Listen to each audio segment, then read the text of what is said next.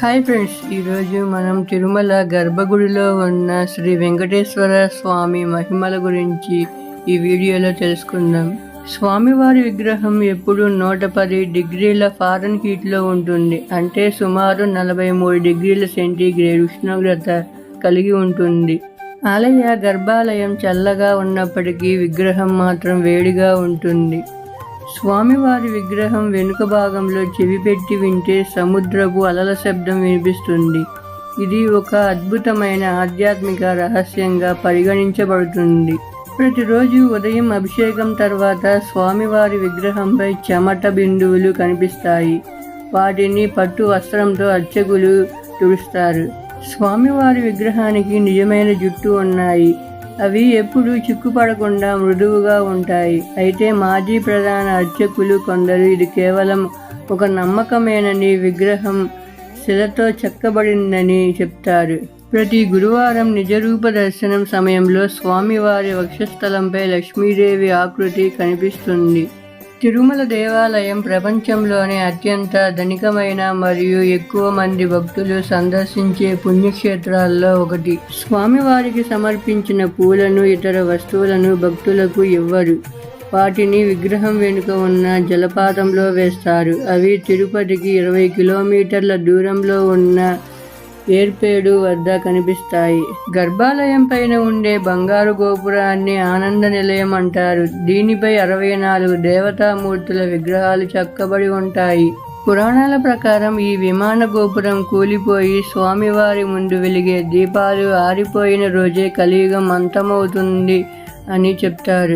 స్వామివారి కైంకర్యాలకు వాడే పాలు, నెయ్యి, వెన్న, పూలు తిరుమలకు సుమారు 22 నుంచి 23 కిలోమీటర్ల దూరంలో ఉన్న ఒక రహస్య గ్రామం నుండి వస్తాయి. ఆ గ్రామంలోనికి బయట వ్యక్తులకు ప్రవేశం లేదు. కేవలం అక్కడే నివసించే వారు మాత్రమే ఉండాలి.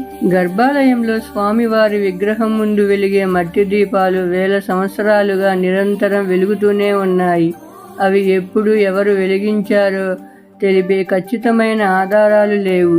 మనం బయట నుండి చూసినప్పుడు స్వామివారి విగ్రహం గర్భాలయం మధ్యలో ఉన్నట్లు కనిపిస్తుంది. కానీ వాస్తవానికి విగ్రహం గర్భాలయం యొక్క కుడివైపు మూలలో ఉంటుంది. స్వామివారి విగ్రహానికి రోజు పచ్చకర్పూరం పూస్తారు. సాధారణంగా పచ్చకర్పూరం ఏ రాతిపై పూసినా కాలక్రమేణా ఆ రాయి పగుళ్ళు ఇస్తుంది. కానీ శ్రీవారి విగ్రహంపై మాత్రం ఎలాంటి ప్రభావం ఉండదు. వైకుంఠ ఏకాదశి రోజున మాత్రమే ఆలయంలో వైకుంఠ ద్వారం తెలుస్తారు.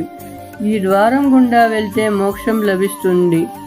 ప్రధాన ద్వారం ప్రవేశంలో కుడివైపున ఒక పాత గొడ్డలి లేదా కర్ర కనిపిస్తుంది.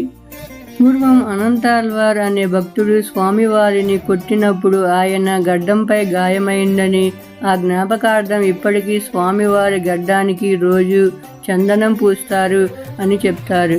తిరుమల ఆలయంలో కేవలం మూల విరాట్ మాత్రమే కాకుండా మొత్తం 5 రకాల విగ్రహాలు ఉంటాయి. ఒక్కో విగ్రహానికి ఒక్కో ప్రత్యేకమైన పూజా కార్యక్రమం ఉంటుంది. ఈ విషయాలన్నీ శతాబ్దాలుగా భక్తుల నమ్మకంలో భాగమై ఉన్నాయి. శ్రీవారి విగ్రహం కేవలం శిల కాదు, అది ఒక సజీవ దైవం అని అర్థం. ఈ వీడియో మీకు నచ్చినట్లయితే వీడియోకి ఒక లైక్ చేసి ఛానల్ని సబ్స్క్రైబ్ చేసుకోండి ఫ్రెండ్స్. Okay, bye.